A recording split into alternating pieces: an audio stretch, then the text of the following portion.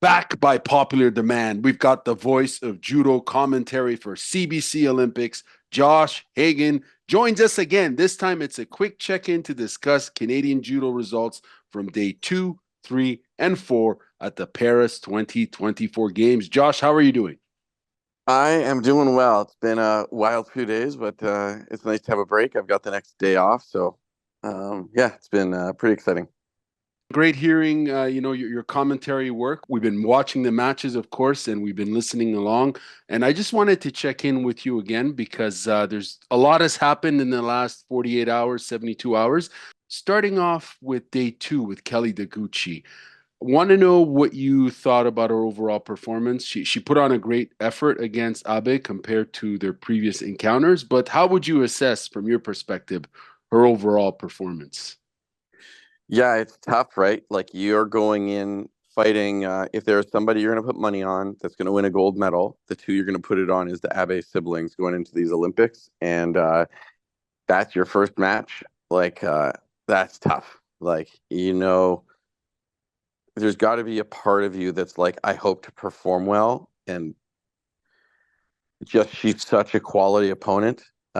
Shockingly, she ends up losing after, but that's just a really tough place to be to not get any kind of warm up, and that's your first match is Uta Abe.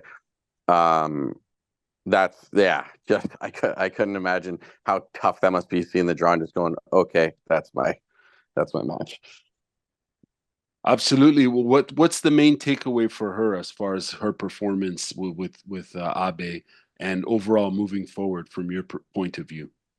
Yeah, I would say like hopefully that doesn't discourage someone too much. You work so hard to get an Olympic berth and to be out so in that first round, like you really hope that doesn't make someone go, oh, maybe I shouldn't do this anymore. Like I hope if anything that just lights a fire you under you more, that there's room to improve and you've already improved a great deal, and that that you can keep improving on that performance, and that's how I think of it, because just getting a spot at the Olympics, I mean, that's the dream of so many athletes. It's really rare to even get that opportunity, so hopefully she runs with it and develops more from here instead of the other way around.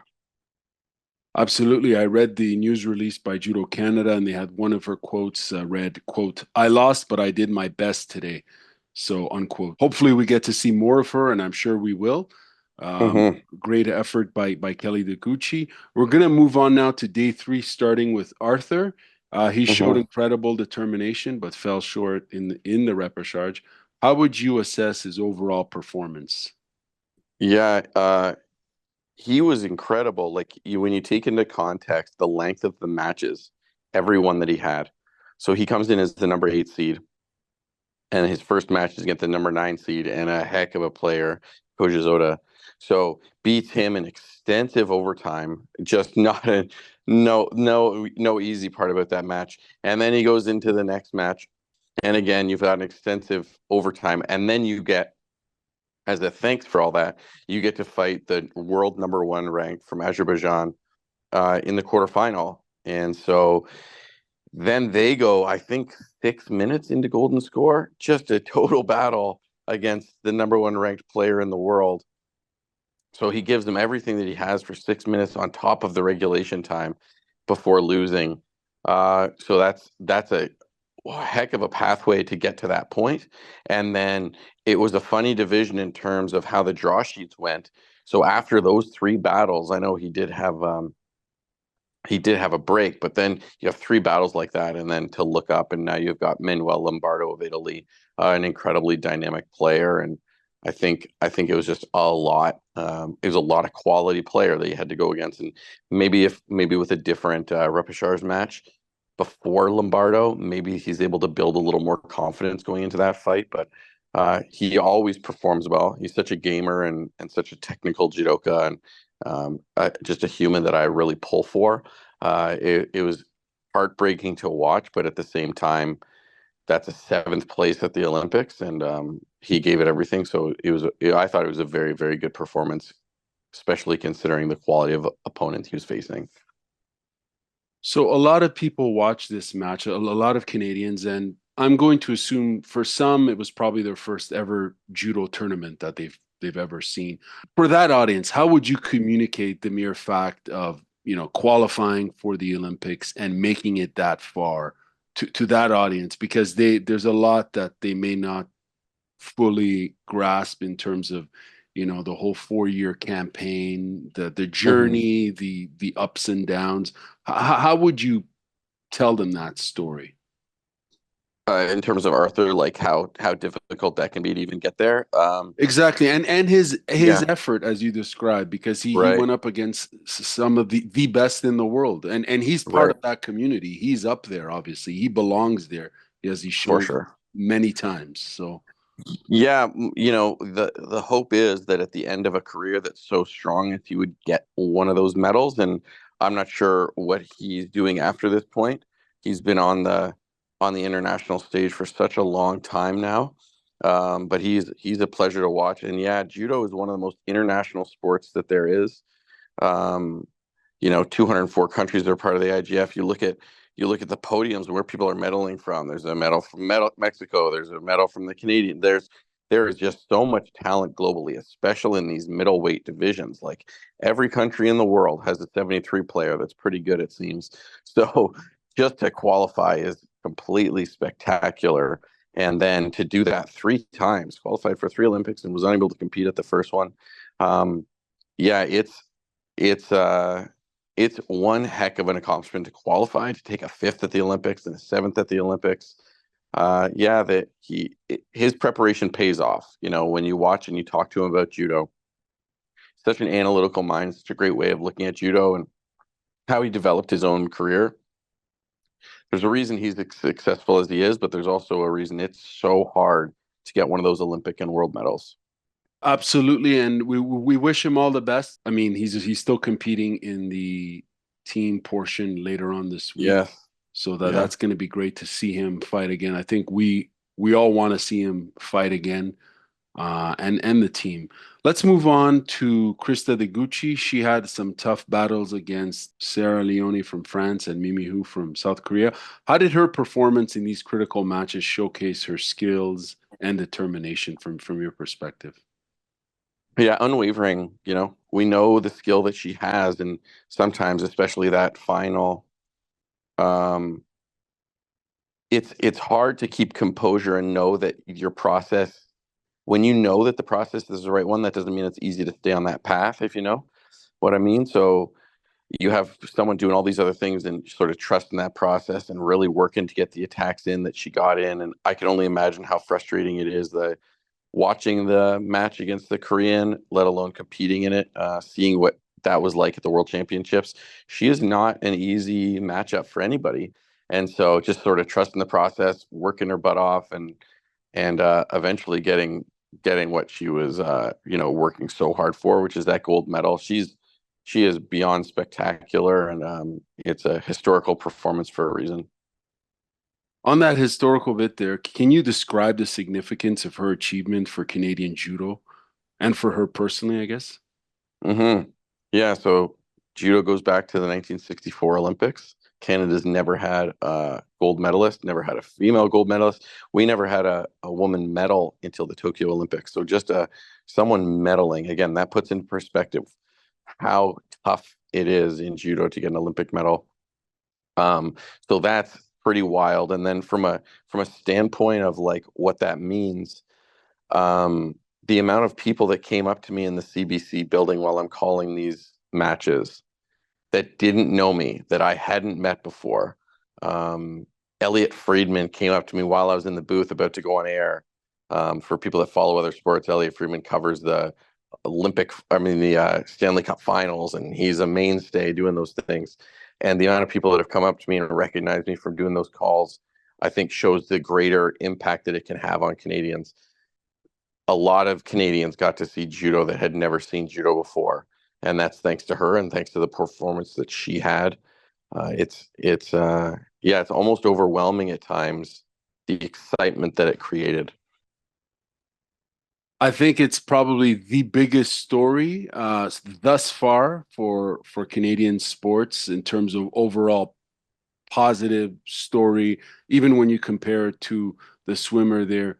McIntosh. I'll have to look into the data for that, and I'm actually going to do that. I'm going to try to see in terms of like volume of articles that are written because I think she also has a huge audience globally. She being Hmm. Krista Deguchi and in Japan, and I know Japanese media was there as well.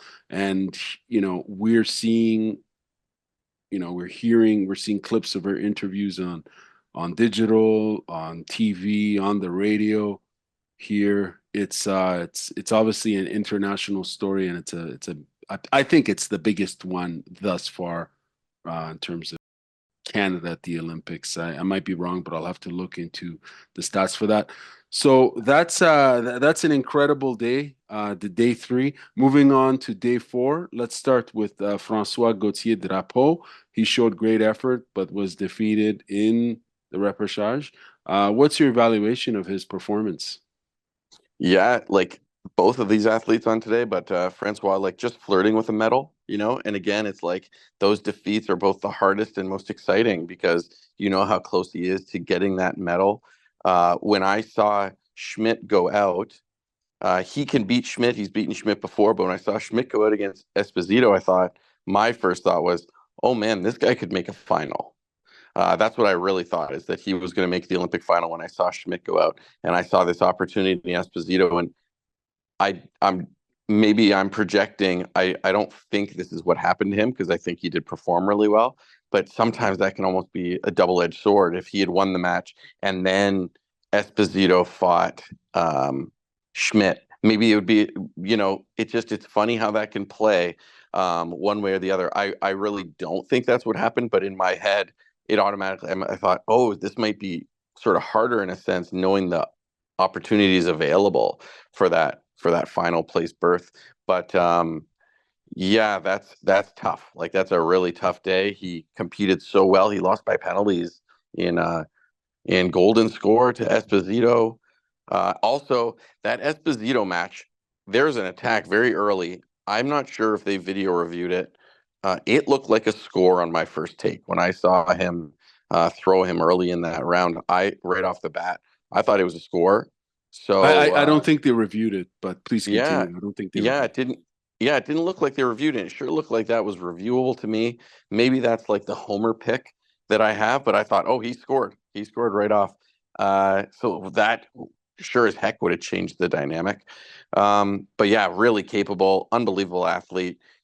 So so skilled, so strong, and attacks both directions. Again, we saw that quite a bit throughout the day from him, and just really, really close to that Olympic medal. I don't know if my heart would have been able to handle it if Canada took a medal after following that Olympic gold medal. Just might have been too exciting, or if he had made the final. But it sure felt like he was close to me. Absolutely, and this is his first ever Olympics. He's 26 years old. What do you think is the takeaway for him moving forward? Well, he's got to be confident. He's got a fifth at the World Championships in 2023. He's now got a seventh at the Olympics, which I think probably feels closer to a medal than what the data shows. Be really interesting to see him at the next couple World Championships. It'll be really interesting to see him preparation for LA. I can't imagine at 26 years old with a day like that he's going anywhere other than up. So yeah, and he's got a coach that understands that division as well or better than anyone in the world. So that's a big help. And yeah, what could he be 4 years from now? So I expect he's hanging around. I expect that he's going to put in another quad, and yeah, he's in a really good position to take a lot of international medals the next couple of years. Absolutely. Now we're going to move on to Catherine. She put on a strong fight, but ultimately fell short in the repechage. How would you assess her overall performance? Yeah, similarly, this was a funny division. You had top players dropping out, and it's not because they aren't performing. I think it's that a lot of the other athletes stepped up to the plate. You had the world champion from Holland go out first round. You had Awidi Alcaraz have a big run. You had Lucy Renshaw win a really tough match against Hiker from Australia, so she takes out the number five. You just have these high-ranking players dropping like flies. But again, it's not because I don't believe it's that they weren't performing. It's that a lot of people came up and had like the day of their life on this day. Even Clarice Agbegnanu, who's so spectacular. She lost on that day. Like everybody was just like Catherine loses to Leshki, who beats Clarice Agbegnanu. That's uh that's an unbelievable day. And then Leshki ends up winning the whole event. So at first you're thinking, oh, that's not a great performance. And then you see that Leshki goes on to win, or I wouldn't even say not a great performance, but just, oh, that's a tough winnable match, which it was, but it also shows the quality of player that Leshki is. So yeah, I thought she performed really, really well on the day. A little unlucky in terms of when she went for a couple of those katagurumas, but she's always great. She's always so fit and she's so strong. And she, again, like I said, she's such a strong player in all areas of the game. She does everything well. And so she's really consistent. Her performances are really consistent. She's very, very good. She's rarely not very, very good. And sometimes the opponent beats you and you don't beat yourself. And so I thought she did a great job. I hope she's really proud with that performance. I know it's got to hurt. And again, similarly, you see the brackets opening up and my brain goes, oh my God.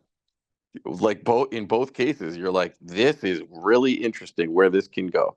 Um, so when it feels like there's an opportunity there and someone slams it in front of you, it can make it a little harder.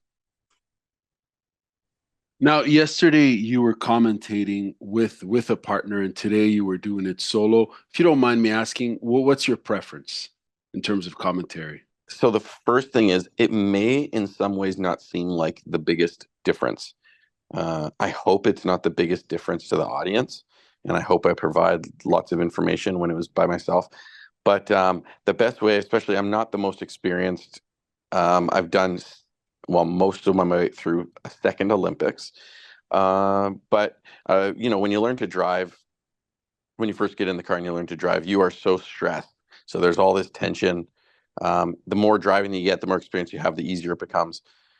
Going in the booth early in the day when I called my first couple matches, the amount of tension that I had, feeling this responsibility of there's no one to lean on, no one else can feel that information. There's no life raft here. It's just me. So I got to provide that information, and there's nobody else to do it.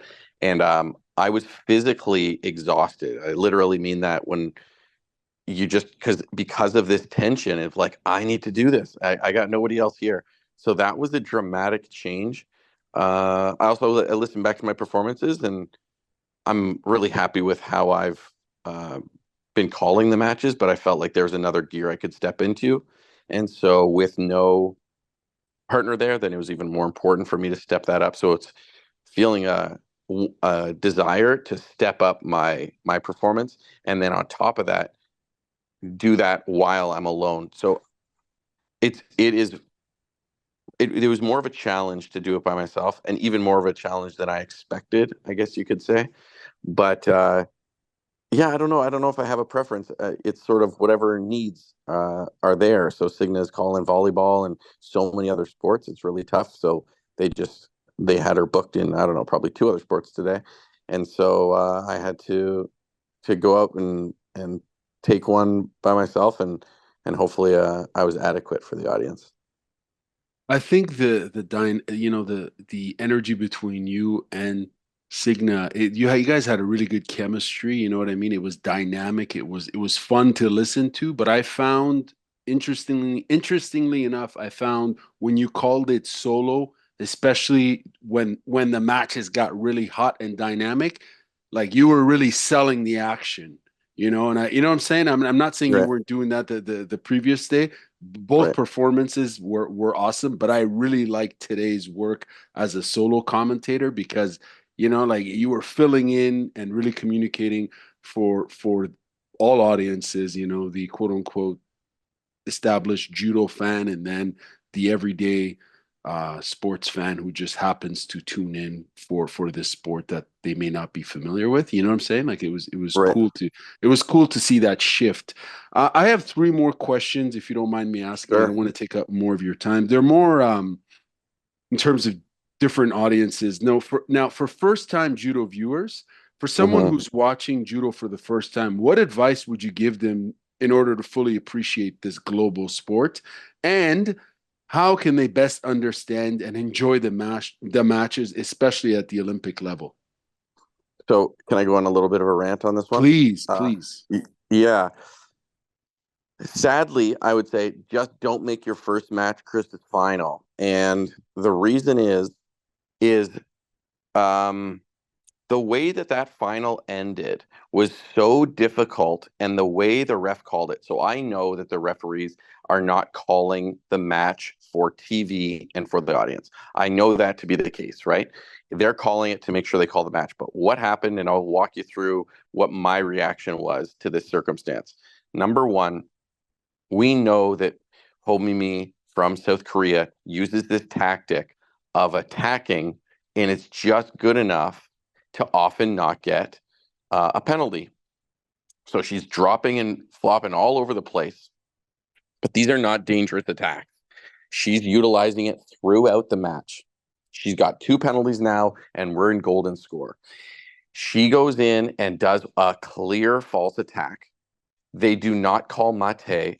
She then does a secondary attack a moment later, which isn't a bad one.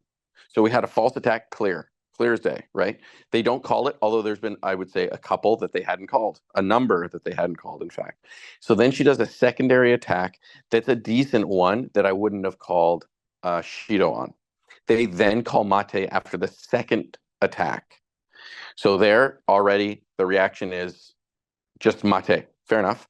When they go to the line and you're making that call, especially in a final, especially in an Olympic final for the gold medal, you typically have the referee look at each athlete and make a very obvious fix your judo-gi call. And then they take a beat, which sort of warns the audience or the judoka or the coach, oh, there's a penalty coming here and somebody's going to be removed or someone's going to lose the match. And they didn't do that. What they did is they call mate again after the second attack, sort of covering over for the false attack. And he does a quick fix your gi. The camera, in my memory, is panning and moving as they're going to the line. So he goes, fix your gi, and then like sort of quick fire gives the penalty to the point of like, oh, that's not how that beat is supposed to go. Where's the breath? And I thought, I'm not really sure, given how they called it, how I could have explained it better initially. And I know it was a tough one for the audience, but I just think give us a beat, and I could have said, oh, okay, there was a false attack. We're going to see another penalty here because Homimi did another false attack. Here comes the Hansoku. Then the call happens, and I feel like that would have educated the audience so much better than they get called mate, they go to the line, quick fire, and then the crowd erupts because there's a gold medal. Gold medal is won, and in that moment of emotion, it's really hard to then do the explanation after. I hope that makes sense, but that was a really tough one. So it was very anticlimactic from that standpoint, and that was difficult. If you're just watching judo, I guess like the base things is like there's a lot of reasons to get penalties, and hope that those will get explained. Throw someone real hard on their back and you win. Put them in a pin. We saw lots of those. So just the basics of understanding how a win happens for the most part, and hope that the commentator can do a good job of explaining what the penalties are for. And I know those can be confusing. In terms of for cadets and junior competitors on the Canadian team, who dream, one day of competing at the Olympics, what key lessons should they take away from the performances and experience of Canadian athletes at the Paris 2024 Games? Yeah, there performances across the table. Let's look at a lot of these results, and let's look at the age of these judoka. And it's something that I've been preaching for years. Homimi is 21. She is a world champion. She is an Olympic silver medalist now, and she's only 21 years old. That's fair, but that is not the rule that we should live by, especially in Canada. We cannot expect that we are going to be the best judoka that we'll ever be at 21, and that is our peak. And if we want to be really successful in this country, we need to hang around a whole lot longer than that as a rule. Nagase just took a second Olympic gold medal at 30 years old. That's the age that he was in taking that gold medal. That's incredible. You look at Artur Margelidon, as good as he's ever been, is at 30 years old. You look at Krista Deguchi, who is sitting near the top of the world for a very long time, but she gets that Olympic gold medal in her late 20s. So that's the time that we need to get to don't think that if I'm not a superstar athlete at 18, 19, 20, or even 21, that I can't make it. If you're a cadet or a junior player, then just know that your best judo is probably closer to 10 years away than it is 2. And if you do that and you put in context, say you started judo at 11, you're a cadet. So you're, 16 years old. You've done judo for 6 years. 6 years is your whole judo career.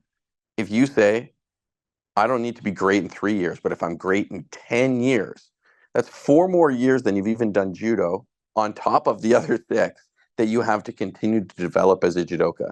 And if there's anything I could say, that's the one, is like, just keep telling yourself, I can always be better tomorrow and I will be better tomorrow, and think longer term. And if we do that, I think the whole country would be a lot stronger. We'd have a lot more people at this level. I mean, we have an impressive development system and a lot of success, but 21 is not the age that you'll be the best you ever are. That's and don't think I don't have a chance now. I haven't got this result at 21. Keep sticking it out, and you'll be a lot better off. Excellent. Now, in terms of for coaches and stakeholders in the Canadian judo community, looking at the team's journey so far at Paris 2024, what are the key takeaways for coaches and other stakeholders in the community? And how can this insight help shape the future of the sport in Canada? Yeah, it's I mean, I think we do a great job.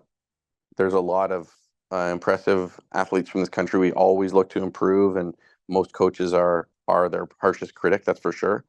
But again, you have incredibly impressive athletes at a global scale.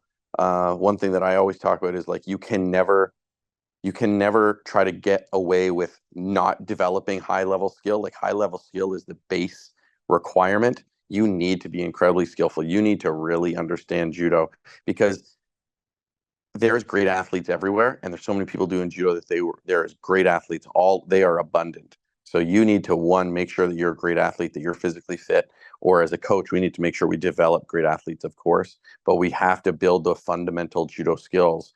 You look at François Gauthier Drapeau, and he's a great player because he can throw in both directions. He's not using 40 different throws. He's got Seiwenage both directions and Osotogari's both directions, but very, very quality skill of those techniques. So I think just the fundamental skills, again, another thing that we already do, judo is a flag bearer for Great Newaza. And so those are the things that I think we need to continue doing, is build those skills, keep building those skills, and don't ever let that go away, which I don't think we do. But and then the other thing is, you can have a real impact and produce great judoka, because we've done it many times now in the last 2 Olympics. So in the last 3-4 years, we have an Olympic champion and 2 Olympic bronze medals, 2 fifth place finishes, 2 seventh place finishes, and we still have Shady ElNahas to come up, and Laura Portuondo Isasi in the team competition. So we are producing a ton of very, very high level judo. So, and then take into account, in all of those results, you still have a Jessica Klimke, Krista Deguchi, that if both of them fought in both Olympics, we probably have 2 more medals. So we are doing a great job. Pat yourselves on the back, mean that, and hopefully pat yourself on the back knowing, like, we can do more, we can produce more. And I think we're capable, and seeing the younger athletes, the quality that we have, and the participation on the national tour, I do think this will continue. Absolutely. And we also have on the para side, we've got Priscilla Gagne, of course, who's going to be competing Yes. there, I think in a couple of weeks or so. I think it starts, I should know Yeah, the end of date, but I August, I don't. think. Yeah, Something end like of that. August. Yeah, the games Yeah. start on the 28th, yeah, of August. So we're looking forward to that. It's funny because I bumped into her just today because she's in Ottawa. I'm in Ottawa. I bumped into her, and I was chatting with her for a bit, and yeah, it's a small world. Anyways, 2 more questions for you if you don't mind. Sure. But before Sure. I ask you about uh, day 6 with Shadi, and then the following day with Anna Laura. I'm curious to know. Tell us about some of the work you've done up north, and now you're posted in Saskatchewan, right? You're the sports Yes. director for. Just give us that context. Yeah. So Northwest Territories, I was there for 2.5 years, and it is a gigantic area. So I never thought I'd have an opportunity to live there, which is pretty cool, just geographically. And, you hear what the territories as a kid, but it can be expensive and difficult to get there. So Ontario, as a geographic reference, is 1 million kilometers squared. If you live in Ontario or near it, or Quebec, you can sort of understand. I'm not sure off the top of my head how large Quebec is, but it's got to be at least the size of Ontario. But Ontario is 1 million kilometers squared, so gigantic. And the Northwest Territories is 1.5 million kilometers squared, and only 40,000 people live there. So you are Wow. isolated from community to community. There's not the same roads. A lot of places you can't drive, so it's incredibly isolated. So what we were working to do was try to generate enough income that we could put coaches full time in multiple locations. And the goal of that is it's too hard to travel everywhere. You can't be everywhere at once, and to try to develop judo. So that's what I was working to do up there. And we had some really interesting contracts and great opportunities, and it was an incredible learning experience for me. I loved it, and that opened the door to another situation that I didn't see coming up on my radar, which was Judo Saskatchewan. We started talking last spring, and I ended up taking that job, which I'm really excited. There's a number of reasons. My children live in Ontario, and it's a lot more accessibility to get back more often. So I get back to see my children a lot more often, and they're 9 and 6. So I get back to see them more. Puts me more in a high performance coaching role more than a administrative and sort of development role. I do development as well, but this gets me back in the coach's chair a little more often. And if you can't tell from any of my calls, then I really screwed up, but I'm a passionate judoka. I love high performance. I love competition. I'm a competitive person. So to get back in that coach's chair and work with young athletes a little more in terms of like competitive athletes, I'm doing that more here for sure in Saskatchewan, and that's exciting. That's been a great first season. We had some real standout performances, and I'm really proud of every kid on the team. Like I could name Felix and Kenzie Woods and Colby and Avery Gibney, and I mean the list just goes on and on and on of the number of kids that just they work so hard. I'm so proud of their performances and their development and the trust they've put in me. And the whole association, Judo Saskatchewan's been awesome. Everybody's excited when I show up to the dojo. They roll out the red carpets and hugs, and we're so happy you're here, and please come back soon. So it feels really nice. It feels like a home away from home, like I sort of have always lived there. And so it's been a really great experience for me. From the coach's perspective, what do you think? What do you think Antoine Valeur-Fortier is thinking about overall, like when he thinks of the team and their performance? I guess what I'm asking is, well, what sort of conversations would coaches be having in regards to the team's performance overall? Yeah, I think knowing Antoine a little bit and just being a coach, I think it's you have a moment to lick your wounds in some cases and a moment to celebrate, and those moments are really brief. So in one, you want to appreciate them, but it's typically let's get back to work. What do we got to do to make this person better?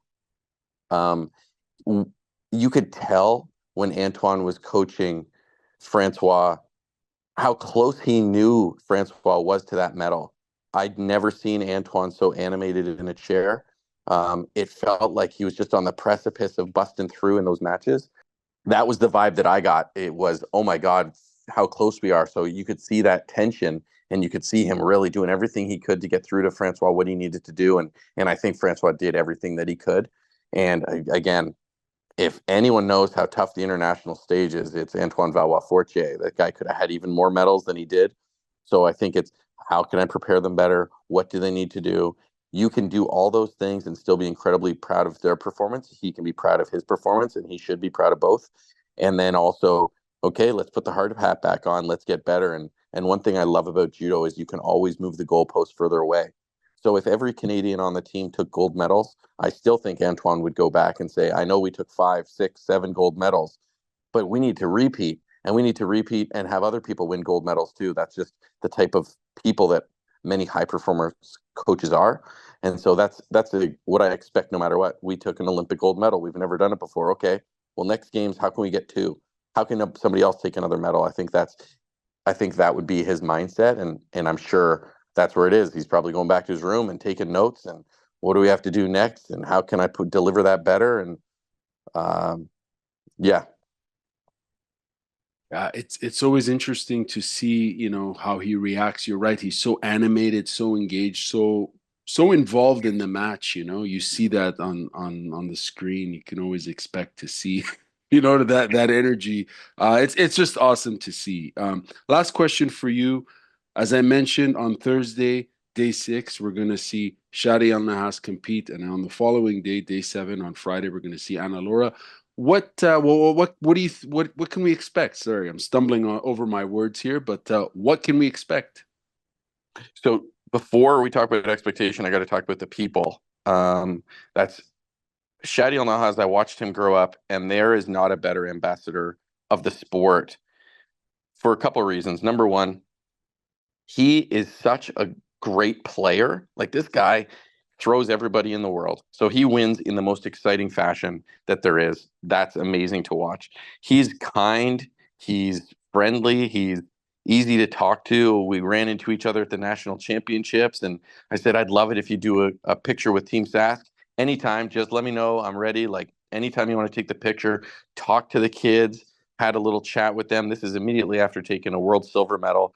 So just he's so personable and genuine. He genuinely is excited and he's genuinely happy that the kids are looking up to him. He respects the role that he's in, and I'm so like proud of him and so excited for him, and I'm excited for judo that we have someone like that. That's just he's so easy to talk to. It's such a genuine ability to connect to people. And Ana Laura, I've watched her grow up. I used to own Matsudo Canada, and she was one of the first athletes we sponsored.